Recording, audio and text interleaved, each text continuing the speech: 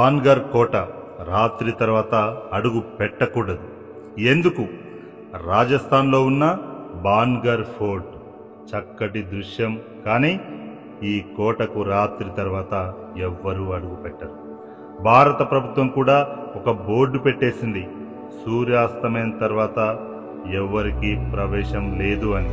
కారణం, కోటపై ఒక మాంత్రికుడు శాపం ఉందని చెప్తారు. అతను ప్రేమలో విఫలమై ఇక్కడ ఎవ్వరూ శాశ్వతంగా నివసించరాదు అనే శాపం ఇచ్చాడట. ఇప్పటికీ అక్కడ రాత్రిపూట శబ్దాలు, కృష్ణాకార ఆకృతులు, ఉక్కిరిబిక్కిరి చేసే వాసనలు వినిపిస్తాయంట. శాపాలు నిజమేనా లేక మన మానసిక భయానికి రూపమా? కానీ ఒక్కటి ఖాయం, బాన్గర్లో భయం మాత్రం పర్మనెంట్ బాస్. దౌలతాబాద్ కోట దారులు కలిసిపోయే గోడల మాయ. మహారాష్ట్రలోని దౌలతాబాద్ కోట ఇది ఒక అసాధ్యమైన గుట్టు. దారి ఎటు వెళ్తుందో ఎవ్వరికీ అర్థం కాదు. కోటలో ప్రవేశించిన ప్రతి గదికి 3 నుంచి 4 దారులు ఉంటాయి.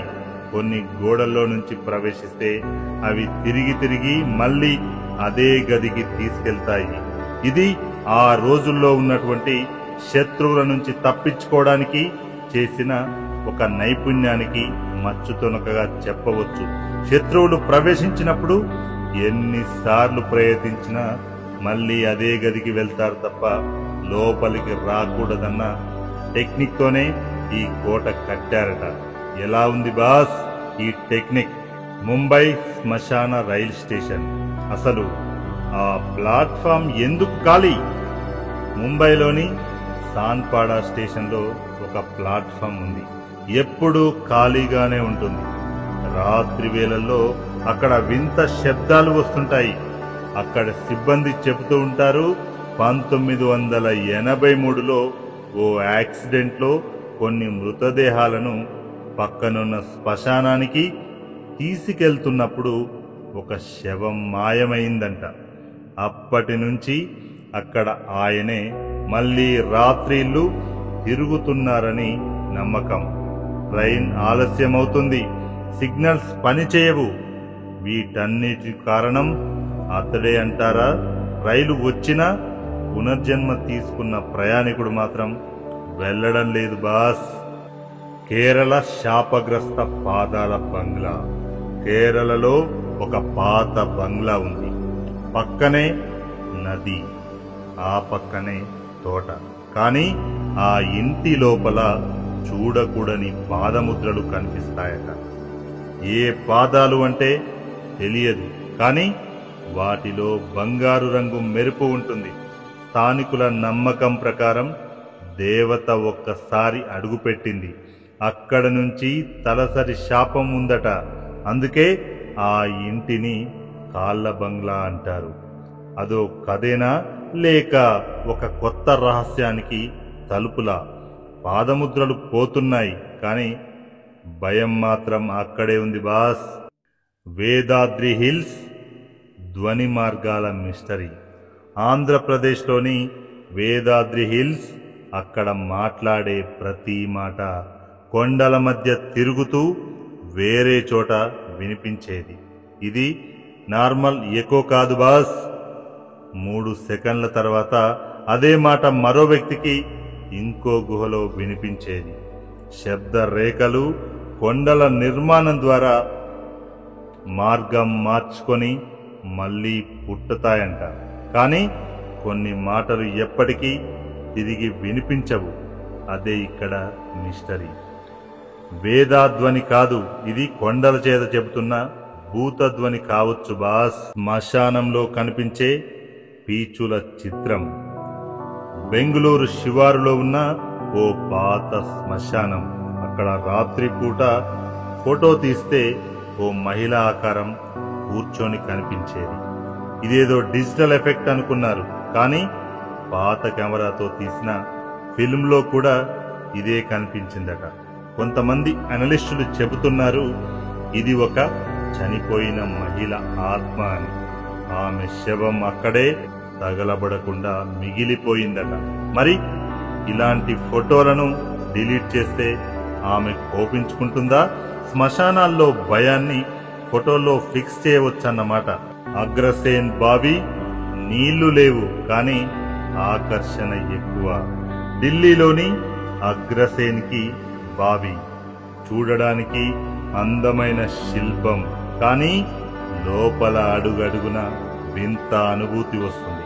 కొంతమంది చెబుతుంటారు ఇది పాతకాలంలో బలిదానాలకు వాడిన బావి అని. ఇప్పటికీ అక్కడ కొన్ని చల్లటి గదుల నుంచి గొంతు శబ్దాలు, చీకటి కళ్ళు కనిపిస్తాయట. మానవ రూపం ఉండకపోయినా శబ్దం మాత్రం వెళ్ళదట. నీళ్లు లేని బావిలో మౌనమే చంపే శక్తిగా ఉంది బాస్. తిరుమల గుహాల రహస్యాలు. దేవాలయపు లోతుల్లో ఏముందో ఎవరికి తెలుసు? తిరుమల తిరుపతి దేశమంతా ప్రసిద్ధిగాంచిన దేవాలయం, కానీ అక్కడ గర్భగృహానికి పక్కన ఉండే ఒక గుహ గురించి ఎవరికి పూర్తి వివరాలు తెలియవు. గుడి నిర్మాణం కాలం నాటికే గుహ ఉంది, కానీ ఎవరు ప్రవేశించలేదు. అక్కడ అర్చకులు, అధికారులు కూడా ఆ గుహలో అడుగు పెట్టడం లేదు. కొంతమంది అంటారు ఆ గుహ లంకకు తీసుకెళ్లే రహస్య మార్గం అని. మరికొందరు అది స్వయంగా విష్ణువు శక్తి నిల్వ చేసే స్థలం అంటారు. మరి ఈ గుహను తెరిస్తే ఏమవుతుందో ఎవ్వరికీ తెలీదు. ఇది దేవతల రహస్యమా లేక కాలంతో పోయిన కోడ్ రూమా? విజయనగరం జిల్లాలో ఓ పాత కోట. అక్కడ ఉన్న వజ్రకాళి విగ్రహం రాత్రిపూట నడుస్తుందని భక్తుల నమ్మకం. ఓసారి గాడిద అరుపుతో లోకల్స్ బయటకు వచ్చారు. చూడగానే దేవి విగ్రహం కొంచెం ముందుకు ఉన్నట్లు కనిపించిందట. మరుసటి రోజు మందిర తలుపులపై పాదముద్రలు కనిపించాయి. అప్పటి నుండి ఆలయం రాత్రిళ్ళు మూసేస్తారు. నిజంగా ఆ విగ్రహం నడిచిందా లేక భక్తుల విశ్వాసమే బలమై రూపం దాల్చిందా? ఇది ఆడవారి ఆడంబరమైన భయం. అనుభూతికి అర్థం చెప్పలేరు బాస్. రాత్రిపూట కనిపించే పురాతన పురుషుడు. మధ్యప్రదేశ్లో ఓ ఊరిలో భయంకరమైన కళ. మధ్యప్రదేశ్లోని ఓ చిన్న ఊరు. రాత్రిపూట అక్కడ ఒక పురాతన వేషధారి మగవాడు ఊరి చివర నడిచినట్టు లోకల్స్ చెబుతూ ఉంటారు. సీసీటీవీ పెట్టినా కేవలం ఒక నీడ మాత్రమే కదులుతుంటుంది.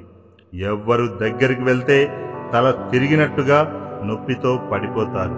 రోజుల తర్వాత వాళ్ళు ఏమీ చెప్పలేరు, జ్ఞాపకం పోతుందట. శాస్త్రవేత్తలు కూడా ఆ వ్యక్తిని గుర్తించలేకపోయారు. మరి ఈ వేషధారి ఎవరు?